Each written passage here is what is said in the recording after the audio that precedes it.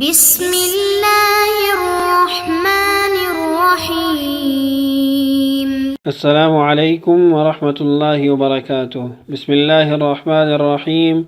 عزیز طلبہ، امید ہے آپ سب خیریت سے ہوں گے۔ آج ہم لیول نمبر 4 کا سبق نمبر 7 پڑھیں گے، جس کا عنوان ہے خاصیات، باب فتح یفتح، باب کرم یکرم اور باب حسیب یحسب۔ اس سے قبل سبق کے اندر ہم 3 ثلاثی مجرد کے ابواب کی خاصیتیں پڑھ چکے ہیں۔ نصر ینصر، ضرب یضرب اور سمع یسمع سے متعلقہ خاصیات کو ہم پڑھ چکے ہیں۔ آج ہم بقیہ 3 ابواب یعنی فتح یفتح، کرم یکرم اور حسیب یحسب سے متعلقہ خاصیات کو پڑھیں گے۔ تو آئیے باقاعدہ طور پر اپنا سبق شروع کرتے ہیں۔ ہمارے آج کے سبق کا سب سے پہلا عنوان ہے باب فتح یفتح۔ اس باب کی خاصیت لفظی ہے، یعنی معنوی خاصیت اس کی نہیں ہے، بلکہ لفظی خاصیت ہے کہ مخصوص طریقے سے آتا ہے، مخصوص حروف سے آتا ہے۔ اس سے صرف وہ افعال آتے ہیں جن کے عین یا لام کلمہ کی جگہ حرف حلقی ہو۔ حرف حلقی کس کو کہتے ہیں؟ یہ ہم پہلے بھی پڑھ چکے ہیں کہ 6 حروف تہجی میں ایسے ہیں جن کو ہم حروف حلقی کہتے ہیں۔ وہ 6 حروف کون سے ہیں؟ حمزہ، ہا، عین، حا، غین، خا۔ یہ 6 حروف ہیں جن کو حروف حلقی کہا جاتا ہے۔ تو اس باب کی خاصیت یعنی فتح یفتح کی یہ خاصیت ہے کہ اس سے جو فعل بھی آئے گا اس کے عین یا لام کلمہ کی جگہ میں ان 6 حروف میں سے یعنی حمزہ، ہا، عین، حا، غین، خا، ان 6 حروف میں سے کوئی نہ کوئی حرف ہوگا۔ مثال دیکھیے، ذہب وہ گیا۔ اب اس کے اندر آپ دیکھیں عین کلمہ ہا ہے اور وہ حروف حلقی میں سے ہے۔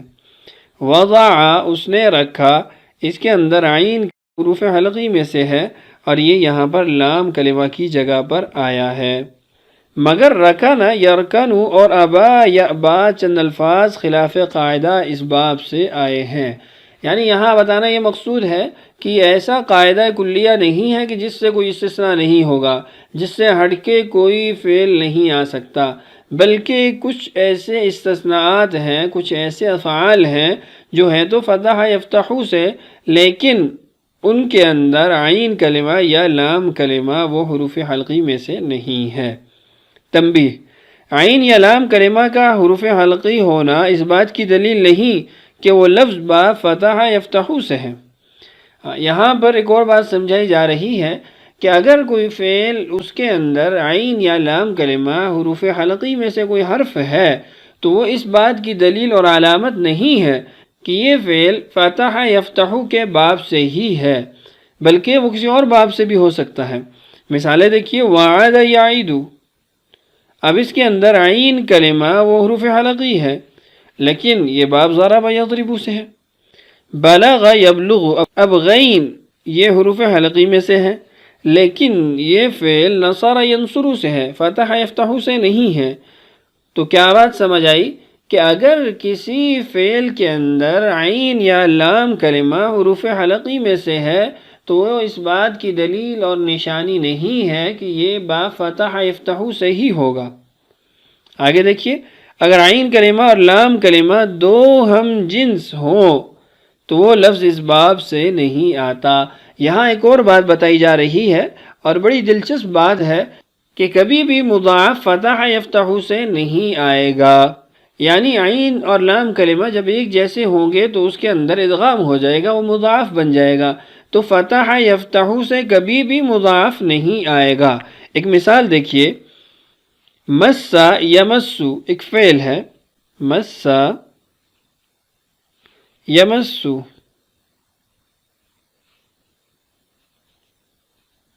اب آپ دیکھیں مس یمس، اب یمس اس کے اندر تو جو عین کلمہ ہے وہ مفتوح ہے، پکی بات ہے کہ اس کے اوپر زبر ہے۔ اب زبر یفتح کے اوپر بھی آتی ہے۔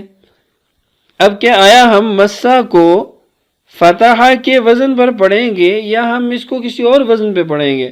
تو یہ بات ذہن میں رکھیں کہ یمسو جیسے یہاں پر عین کلمہ پہ زبر ہے، اسی طرح سمع یسمعو کے مضارع کا جو صیغہ ہے اس پہ بھی فتح آتی ہے، زبر آتی ہے، تو یہ فعل دکھنے میں تو فتح یفتحو سے لگتا ہے، لیکن حقیقت میں یہ سمع یسمعو سے ہے۔ تو جب ہم حاضر کے صیغے ماضی سے پڑھیں گے تو ہم مسستا نہیں پڑھیں گے بلکہ مسستا پڑھیں گے، جیسا کہ ایک حدیث میں بھی آتا ہے ما مسست دیباجا ولا حریرا الین من کف رسول اللہ صلی اللہ علیہ وسلم۔ وہاں ما مسستو پڑھنا یہ غلط ہے، اس لیے کہ عین کلمہ اور لام کلمہ جب دونوں ہم جنس ہوں تو وہ فتح یفتحو سے نہیں آ سکتا۔ یہ ضمناً بات آپ سے عرض کر دی ہے سمجھانے کے لیے کہ جہاں پر بھی مسا یمسو آپ پڑھیں گے، سنیں گے، لکھیں گے تو آپ نے اس بات کا خیال رکھنا ہے کہ آپ نے اس کو فتح یفتحو سے استعمال نہیں کرنا بلکہ سمع یسمعو سے استعمال کرنا ہے۔ ہمارا اگلا عنوان ہے کروم یکروم۔ یہ باب ہمیشہ لازم مستعمل ہوتا ہے، یعنی اس باب کو مفعول بہ کا احتیاج نہیں ہوتا، ضرورت نہیں ہوتی، اور اس کے معنی میں اوصاف خلقی پائے جاتے ہیں، یعنی وہ اوصاف جو فطرتاً انسان میں ہوتے ہیں، خلقتاً ہوتے ہیں، وہ اوصاف اس کے معنی میں پائے جاتے ہیں۔ مثال دیکھیے، حسنا خوبصورت ہوا۔ اب خوبصورت ہونا یہ انسان کی فطرتی اور خلقی صفت ہے، تو اس کی ادائیگی کے لیے کروم یکروم استعمال ہوتا ہے۔ شجوع دلیر ہوا، یہ بھی انسان کی فطرت ہوتی ہے، خلقتاً اس کے اندر ایک جرت ہوتی ہے، ایک مادہ ہوتا ہے جس کی بنا پہ وہ دلیر ہوتا ہے۔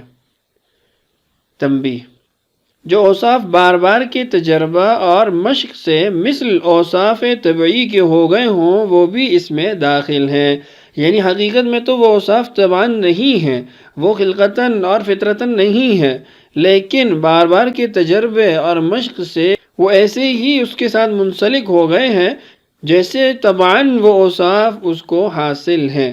مثال دیکھیے، فقوہا وہ سمجھدار ہوا۔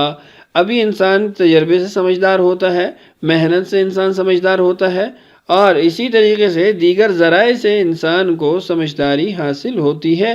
تو جب یہ بار بار کے تجربے اور مشق سے انسان کو حاصل ہو جائے تو یہ بھی کروم یکروم سے آتا ہے۔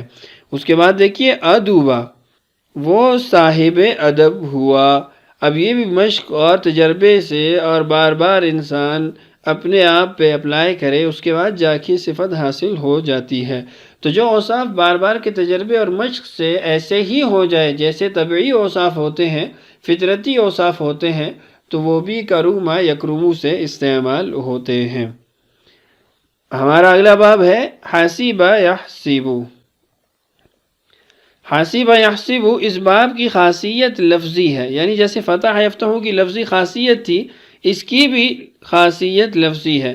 صرف دو لفظ صحیح کے حسیبہ اور نعیمہ اور چند الفاظ مثال واوی کے اس باب سے آئے ہیں جو تعداد میں تھوڑے ہیں، جیسے وریمہ سوج گیا، وریثہ وارث ہوا وغیرہ۔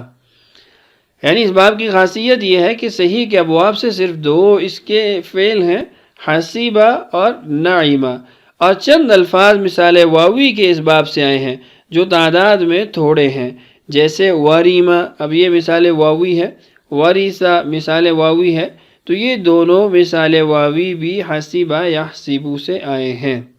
تو یہ تھی خاصیت باب حسیبہ یحسبو کی۔ تو آج کے سبق کے اندر ہم نے 3 ابواب کی خاصیتیں پڑھی ہیں۔ پہلا باب فتح یفتح، اور دوسرا کروم یکروم، اور تیسرا حسیبہ یحسب۔ ان تینوں ابواب کی خاصیات کو اچھے طریقے سے یاد کر لیجئے۔ آئیے اب بڑھتے ہیں اپنی مشق کی طرف اور چند مثالیں ان ابواب سے متعلقہ پڑھ لیتے ہیں۔ سب سے پہلے ہے فتح یفتح کی مثالیں۔ پہلا جملہ ہے انی انا ربک فاخلع علیک انک بالواد المقدس طوی۔ دوسرا جملہ ہے لماذا تخدع عباد اللہ۔ تیسرا جملہ ہے انزع حذائی واضعه تحت سریری۔ اور چوتھا جملہ ہے بکر یبعث بہدایا الی الاصدقاء۔ اس کے بعد کرما یکرمو کی مثالیں ہیں یشعر خالد بمغص شدید فی بطنہ. دوسرا جملہ ہے کبر الغلام ولما یتہذب. اس کے بعد ہے حسب یحسب کی مثالیں. پہلی مثال ہے احسب الناس ان یترکوا ان یقولوا آمنا وهم لا یفتنون. اور دوسری مثال ہے وورث سلیمان داود. تو یہ تینوں ابواب سے متعلقہ چند مثالیں تھیں. آپ نے ان مثالوں کے اندر خاصیات ابواب معلوم کرنی ہیں. تو یہ تھا آج کا ہمارا سبق. امید ہے آج کا سبق آپ کو اچھے طریقے سے سمجھ آیا ہوگا. اللہ تعالیٰ سے دعا ہے اللہ تعالیٰ ہمارے لیے سمجھنا اور سمجھانا آسان کرے.